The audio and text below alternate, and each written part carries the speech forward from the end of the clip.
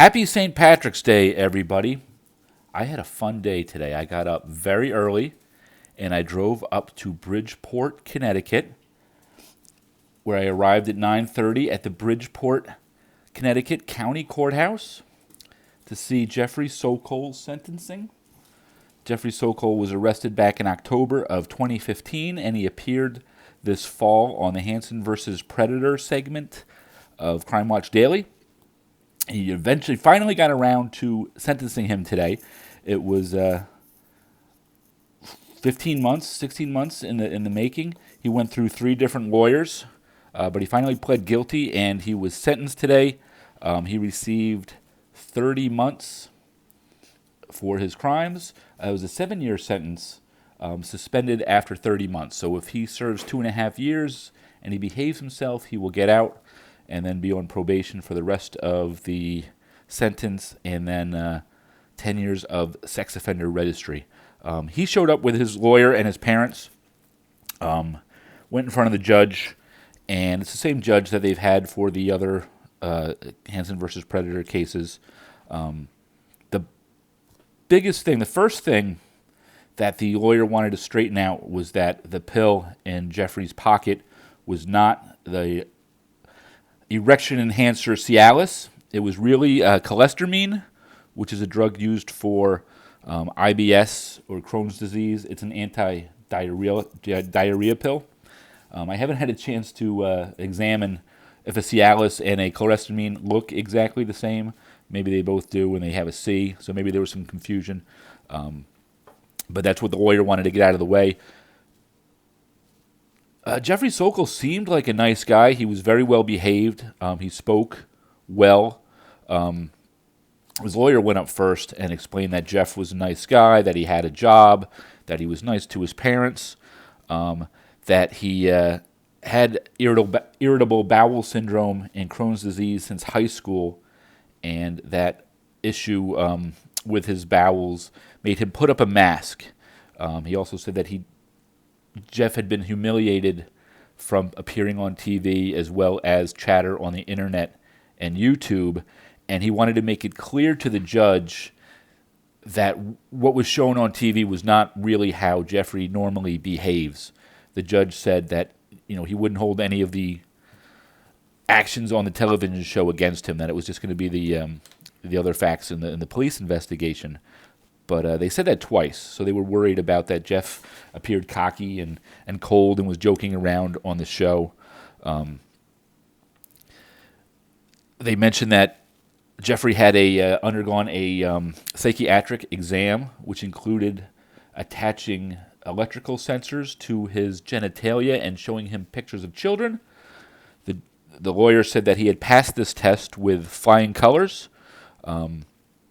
The lawyer also said that Jeffrey had some learning disabilities and OCD and some minor psychiatric issues, but was in no way possessing any major psychiatric problems such as schizophrenia or anything like that. Did mention that he occasionally smoked pot and drinks, but he is not the town drunk.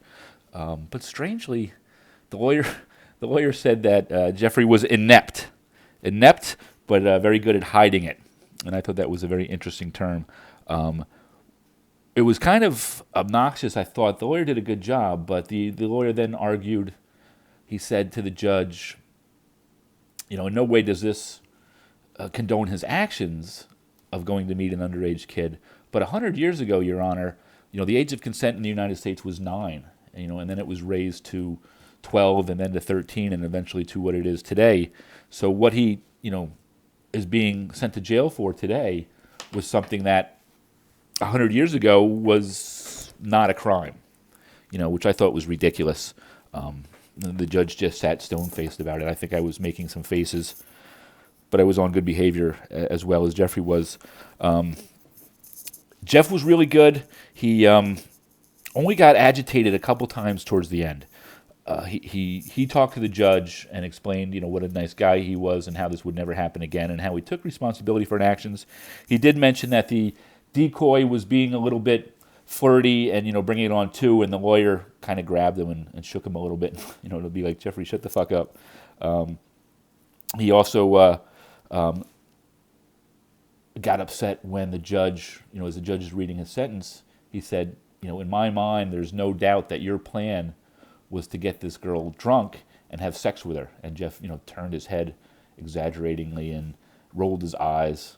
And again, the lawyer kind of grabbed him and shook him and said, dude, calm down. And I didn't mention that, and it wasn't mentioned on the show, but the prosecution and the defense both mentioned that Jeff brought vodka to the house. We know he brought a pizza, and he brought chicken wings, and he brought orange juice. And orange juice and pizza is a kind of a weird meal, but now that makes a little bit more sense now that we know he had vodka with him as well and was planning on getting the girl drunk. So he got sentenced to 30 months, which is in line. Everybody else so far has gotten, besides Tiriolo and Manzi, who didn't get any jail time, the other guys got between 2 years and 3 years. So he got right in the middle. He got 2.5 years. They put him in handcuffs and led him away. And after that was finished, it was about 11:45, and I was only 4 miles away from Fairfield. So I made my way down to Planet Pizza, which is the pizza place that Jeff stopped at and got the large pie for the decoy, because the large is about the same price as the small. And it was. I think a large pie was $13.99 and a small was $11.99. So I stopped in there. I didn't get a large pie. I got 2 slices and a Coke. And I got to tell you, man, that pizza was really good. You can see here these slices were huge.